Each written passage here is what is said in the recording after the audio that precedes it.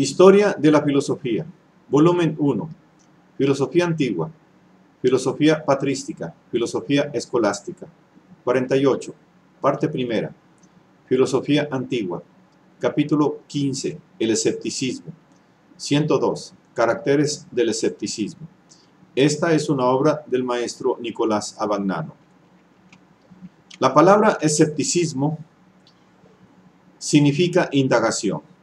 De conformidad con la orientación general de la filosofía post-aristotélica, el escepticismo tiene por objeto la consecución de la felicidad como ataraxia. Pero mientras el epicureísmo y el estoicismo ponen la condición de la misma en una doctrina determinada, el escepticismo pone tal condición en la crítica y la negación de cualquier doctrina determinada.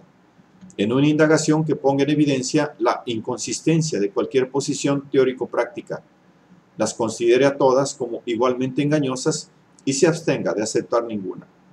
La tranquilidad del espíritu, en la cual consiste la felicidad, se consigue, según los escépticos, no ya aceptando una doctrina, sino rechazando cualquier doctrina. La indagación es el medio para alcanzar esta denegación y por consiguiente la ataraxia. De ello resulta el cambio radical e incluso la decadencia profunda que el concepto de la investigación sufre por obra del escepticismo.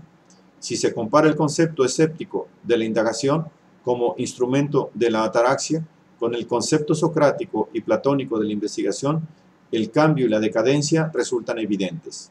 Para Sócrates y Platón, la primera exigencia de la investigación es la de hallar su propio fundamento y su propia justificación, la de organizarse y articularse internamente, la de profundizar en sí misma para reconocer las condiciones y los principios que la hacen posible.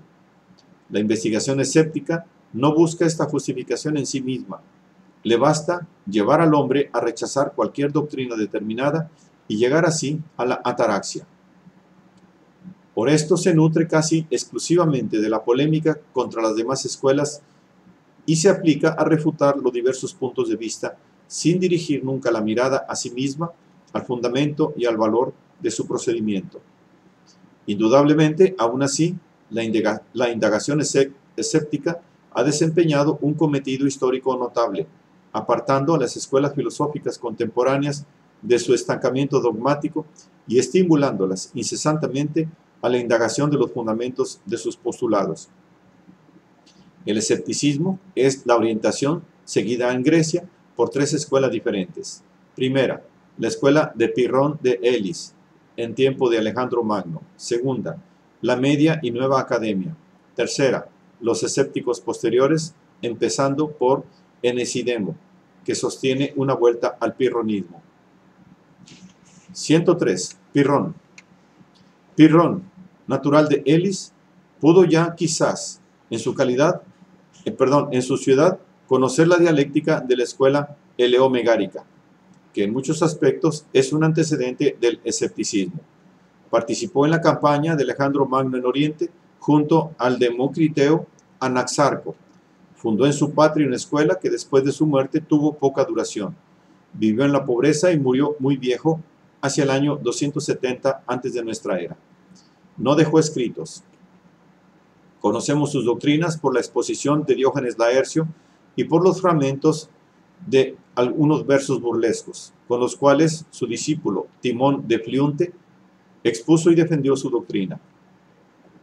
Los sofistas habían opuesto la naturaleza a la convencionalidad de las leyes y habían distinguido lo que es bien por naturaleza de lo que es bien por convención. Pirrón se acoge a esta distinción, pero solamente para negar que haya cosas verdaderas o falsas, bellas o feas, buenas o malas, por naturaleza. Todo lo que se juzga tal, se juzga así por convención o costumbre, no por verdad y naturaleza, ya que para el conocimiento humano las cosas son verdaderamente inaprensibles y la única posición legítima por parte del hombre es la suspensión de cualquier juicio sobre su naturaleza, no afirmar de ninguna cosa que sea verdadera o falsa, justa o injusta, y así en todo lo demás. Esta suspensión lleva a admitir que cualquier cosa es indiferente para el hombre y evita que se conceda ninguna preferencia a una cosa más que a otra. De modo que la suspensión del juicio es ya por sí misma ataraxia, ausencia de toda turbación o pasión. Para ser coherente, Pirrón, que no tenía ninguna confianza en los sentidos, iba por el mundo sin mirar y sin esquivar nada, topando con carros y los hallaba al paso, precipicios, perros, etc. Timón de Fliunte rebatía la doctrina de su maestro, considerando que para ser feliz el hombre debía conocer tres cosas. Primera, cuál es la naturaleza de las cosas. Segunda, qué postura hay que adoptar respecto a ellas. Tercera, qué consecuencias resultarán de esta postura. Pero las cosas se muestran todas igualmente indiferentes, inciertas e indiscernibles. Por esto, la única posición posible es la de no pronunciarse respecto a ninguna de ellas, afasia, y permanecer completamente indiferente frente a ellas, ataraxia. 104. La Academia Media. La escuela de Pirrón se agotó muy pronto, pero la orientación escéptica fue emprendida nuevamente por los filósofos de la Academia, que hallaban el fundamento de ella en lo íntimo de la doctrina platónica. De hecho, Platón había sostenido constantemente que no puede haber ciencia del mundo sensible. La ciencia concierne al mundo del ser, no al mundo de los sentidos, respecto al cual solamente se pueden lograr opiniones probables. Pero la especulación en torno al mundo del ser no interesaba ya a los filósofos de este periodo, que pedían a la filosofía que se convirtiera en instrumento de los fines prácticos de la vida, y así, de la doctrina platónica, conservaba actualidad solo la parte negativa, aquella precisamente que negaba validez de ciencia al conocimiento del mundo sensible y reducía tal conocimiento a mera opinión probable.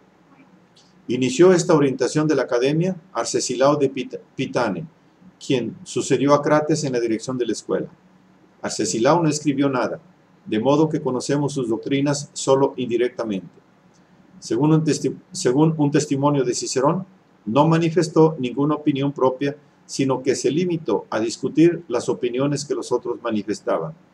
Quiso remedar a Sócrates, pero para ir más allá que el mismo Sócrates.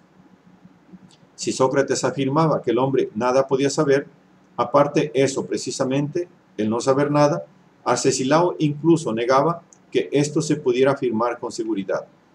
Por Sexto Empírico sabemos que sus principales críticas fueron dirigidas a su coetáneo, Zenón de Sicio, fundador de la Estoa. Arcesilao negaba que hubiese una representación cataléctica porque negaba que hubiese una representación que no pudiera ser falsa. Por eso la función del sabio no es la de dar su ascenso a una representación cualquiera, sino abstenerse de todo asentimiento. En cuanto a la acción, no necesita de la representación cataléctica. Arcesilao afirmaba que la norma de lo que se debe elegir o evitar es el buen sentido o la razonabilidad, que es la base de la prudencia. Siguieron a Arcesilao como directores de la escuela otros maestros: Lacides, Telecles, Evandro y Egesino, de los cuales no se sabe nada, excepto que siguieron la orientación de Arcesilao. Al último sucedió Carneades. 105. La nueva academia. Carneades de Cirene, 214 a 129, es considerado como fundador de la tercera academia o academia nueva. Fue hombre notable por su elocuencia y doctrina. El año 156 o 155 fue en embajada a Roma, junto con el estoico Diógenes y el peripatético Critolao. Tampoco ha dejado escritos y sus doctrinas fueron recogidas por sus discípulos. La doctrina de Carneades se define sobre todo en oposición con la del estoico Crisipo. Si Crisipo no hubiera existido, tampoco existiría yo, decía Carneades. Carneades afirma que el saber es imposible y que ninguna afirmación es verdaderamente indudable. Durante su permanencia en Roma, pronunció un día un discurso bellísimo en alabanza de la justicia, demostrando que es la base de toda la vida civil. Pero otro día pronunció un nuevo discurso, aún más convincente que el primero, demostrando que la justicia es diferente según los tiempos y los pueblos, y que muchas veces está en contradicción con la prudencia.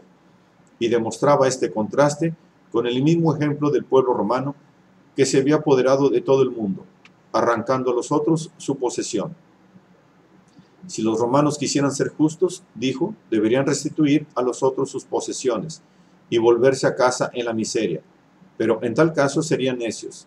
Y así es como la prudencia y la justicia no van de acuerdo. Carnéades ha criticado en el mismo espíritu todas las doctrinas fundamentales de los estoicos, y sobre todo las del destino y la providencia, considerándolas falsas en su presupuesto, que es la necesidad, por la existencia del acaso y de la libertad humana. Además, ha empleado las antinomias megáricas, por ejemplo, la del embustero, para demostrar la imposibilidad de decidir con la dialéctica lo que es verdadero o falso. Por último, ha considerado como falaz el criterio estoico de la representación cataléctica, negando que el sentido o la razón puedan valer como criterios de verdad. En cuanto a la conducta de la vida y a la conquista de la felicidad, admitía, no obstante, un criterio, pero este criterio no es objetivo, es decir, no consiste en la relación de la representación con su sujeto, a base del cual la misma representación podría ser verdadera o falsa, cuyo criterio es subjetivo, esto es, inherente a la relación de la representación con quien la posee. Por consiguiente, es un criterio, no de verdad, sino de credibilidad. Si no se puede decir cuál es la representación verdadera, esto es, que corresponde al objeto, se puede, con todo, decir cuál es la representación que aparece como verdadera al sujeto. Esta representación la llama Carnéades persuasiva o probable.